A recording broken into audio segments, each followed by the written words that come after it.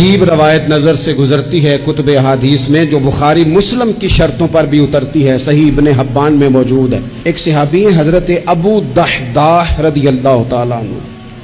ہوا پتہ کیا، مدینے میں ایک یتیم بچہ، بعض نے لکھا اور بعض نے لکھا ایک صحابی تھے، ان کا بھی کھجوروں کا باغ تھا اور ساتھ ایک اور کھجوروں کا باغ تھا۔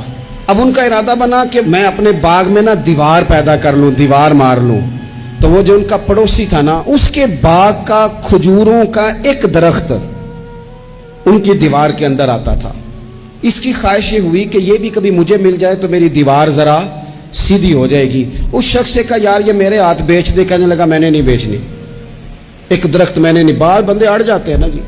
وہ صحابی یا وہ یتیم بچہ حضور کی بارگاہ میں حاضر ہوئے، کہا یا رسول اللہ صلی اللہ علیہ وسلم میری دیوار ٹیڑھی ہو جائے گی اور پھر میں پیسوں سے خریدنا چاہتا ہوں، آپ میری سفارش کر دیں کہ یہ ایک درخت مجھے دے دیں تاکہ میں اپنی دیوار سیدھی کر لوں۔ اللہ کے محبوب صلی اللہ علیہ وسلم نے خود بلا کے اس شخص سے کہا کہ میاں یہ تم اس طرح کرو، یہ شخص کوئی قبضہ نہیں کرنا چاہ رہا، کوئی جبر نہیں کرنا چاہ رہا، اور ہم بھی جو تمہیں پوچھ رہے ہیں وہ بھی اس دائرے میں پوچھ رہے ہیں کہ اگر تم راضی ہو تو ہم یہ کام کریں گے۔ تم اس طرح کرو کہ تم اپنا ایک درخت اس کے ہاتھ بیچ دو تاکہ یہ اپنی دیوار سیدھی کر لے۔ اللہ اکبر۔ اس شخص نے کہا جی میں نے اس کو بھی کہہ دیا ہے اور آپ سے بھی عرض کرتا ہوں میں نے نہیں بیچنا اپنا یہ درخت۔ حضور نے بھی فرمایا، اب اسلام سختی کرتا نہیں۔ حضرت ابو دحداح نے جب یہ دیکھا نا کہ یہ حضور کو انکار کر رہا ہے اور حضور کی چاہت ہے ایک درخت کی، ابن حبان میں موجود ہے، دیگر کتب احادیث میں موجود ہے، حضرت ابو دحداح رضی اللہ تعالیٰ عنہ نے اس شخص کا بازو تھاما، سائیڈ پہ لے گئے، کہنے لگے اس کے ہاتھ نہیں بیچتا تو میرے ہاتھ بیچ دے، تمہیں پتہ ہے میرے پاس ایک باغ ہے پورا؟ کہا پتہ ہے۔ کہا تمہیں یہ بھی پتہ ہے میرے باغ میں 600 درخت ہے؟ تمہیں یہ بھی خبر ہے کہ اس باغ میں میں نے گھر بنایا ہوا ہے؟ تمہیں یہ بھی پتہ ہے کہ میں نے اس میں بہترین کنویں سجائے ہیں؟ سارے شہر میں میرے باغ کی شہرت ہے۔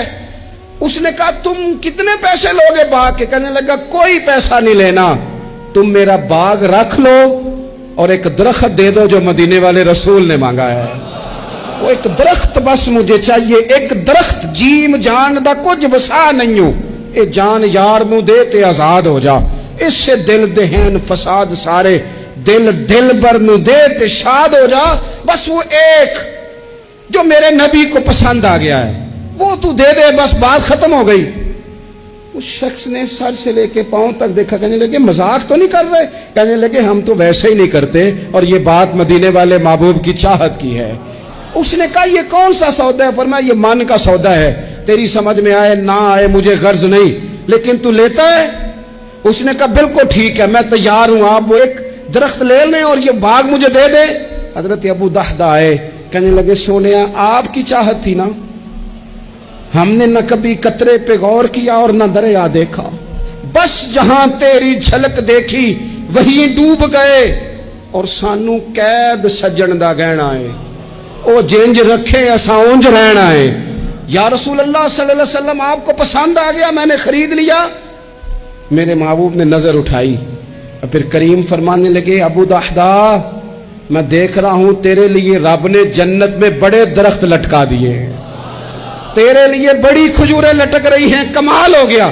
حضرت ابو دحداح رضی اللہ تعالیٰ عنہ باغ کے اندر رہائش تھی، گھر آئے اور آ کے اپنی بیوی سے کہنے لگے ولی مانس بچوں سمیت جلدی جلدی باہر آ جا، میں نے باغ بیچ دیا۔ بیوی حیرت سے کہنے لگی یہ باغ بیچ دیا جس میں گھر تھا، کاروبار تھا، بچے بیچا؟ کہنے لگے پہلے سن تو صحیح میں نے بیچا کس عوض ہے؟ کہا کس عوض بیچا ہے؟ کہ میں نے حضور کی رضا کے عوض بیچ دیا ہے، میں نے جنت خرید لی ہے حضور سے، میں نے باغ دے دیا، میں نے جنت کے عوض خرید لیا۔ وہ خاتون بھی صحابیہ تھی، بچے لے کے جلدی سے باہر آئی اور میاں بیوی نے بچوں کی جیبوں میں جو کھجوریں تھی وہ بھی نکال کے باغ میں پھینک دی۔ بیوی کہنے لگی مبارک ہو، میں بڑی خوش ہوں، جو سودا تو نے آج کیا ہے یہ بڑا ہی نفع والا کیا ہے، یہ بڑا نفع والا سودا کیا ہے، یہ بڑا نفع والا سودا